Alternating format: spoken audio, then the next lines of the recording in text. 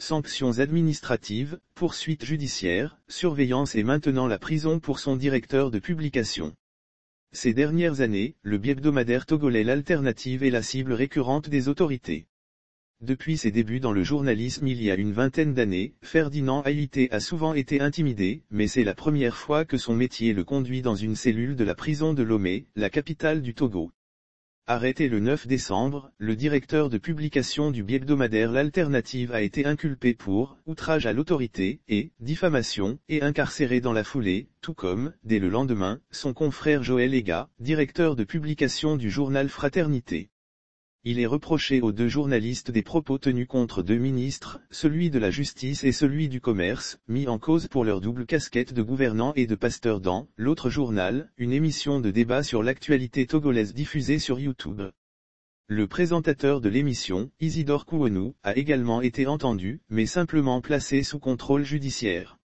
Cette affaire qui conduit deux journalistes en prison n'est que le dernier épisode d'une série de sanctions et de menaces qui se sont accumulées contre ce média ces dernières années.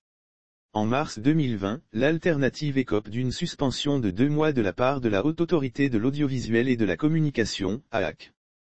Cette mesure fait suite à une plainte de l'ambassadeur de France pour un article accusant le conseiller Afrique du président français Emmanuel Macron de « connivence incestueuse » avec le régime du président Faure Gnassingbé B, fraîchement réélu pour un 4e mandat, après avoir succédé à son père en 2005.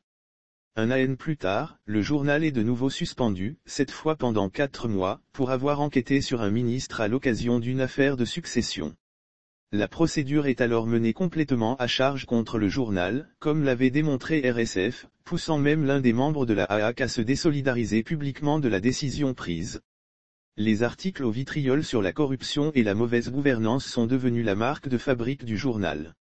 Le ton est souvent caustique, parfois virulent. Sur le fond, la qualité des enquêtes menées lui a valu une certaine notoriété et beaucoup d'ennuis. En 2016, le journal participe aux Panama Papers aux côtés d'un consortium international de journalistes d'investigation.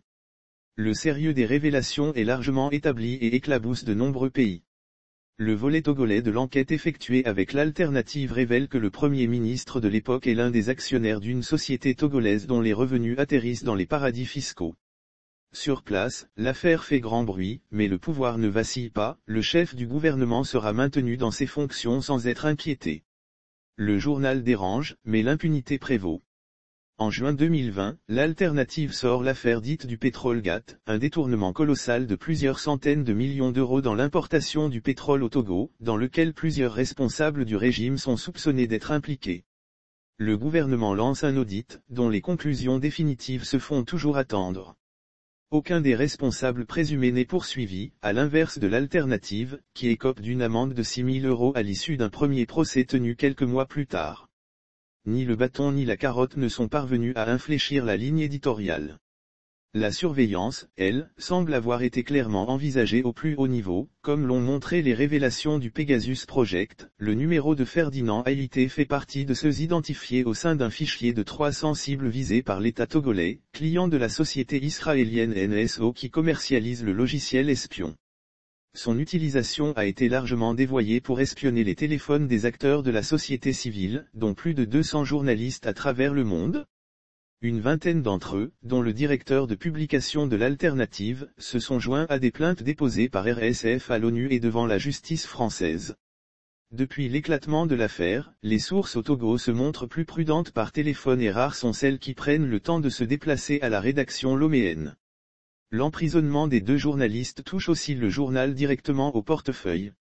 La diffusion de l'émission sur YouTube pourrait devenir plus difficile et les invités moins enclins à y participer. Or c'est elle qui permet de générer des revenus pour compenser la frilosité des annonceurs à l'égard d'un journal aussi ouvertement critique du régime. On nous a plusieurs fois approchés pour nous mettre à l'aise et nous proposer des avantages, mais on résiste et ça agace, raconte l'un des journalistes joints par RSF, qui se souvient des coupures de courant touchant la rédaction lors des grandes manifestations contre le régime de Faure Gnassingbé en 2017 et 2018. Elles intervenaient très souvent le lundi et le jeudi, jour de bouclage du biebdomadaire. Le Togo occupe la 74e place sur 180 au classement mondial de la liberté de la presse établi par RSF en 2021.